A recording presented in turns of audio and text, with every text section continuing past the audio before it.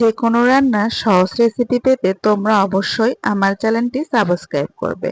আজকে আমি করব পটল পাতুরি, আর তার জন্য পটলগুলোকে ছিলে ধুয়ে কেজিয়ে নিয়েছি আর সামান্য লবণ দিয়ে মেখে রেখেছিলাম যাতে পটলের জলটা পড়ে যায়। এখন কড়াইতে তেল গরম করে তাতে দিয়ে দিচ্ছি কেটে রাখা পটলগুলি।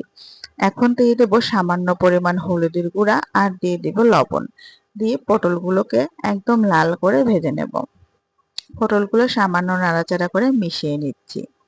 আর এই পাতুরির মশলার জন্য মিক্সিতে দিয়ে দিলাম 2 টেবিল চামচ সর্ষে, 4-5টা পাকা মরিচ আর 1 চামচ পোস্ত আর সামান্য নুন, দিয়ে দেব একটু তেল যাতে মশলার বাটাটা মিহি হয়, আর একটু জল দিয়ে বেটে নেব।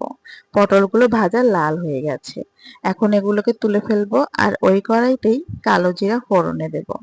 ফোড়নটা হালকা একটু ভাজা হলে তাতে ওই বাটা মশলাটা দিয়ে দেব যেটা আমি মিক্সিতে বেটেছিলাম।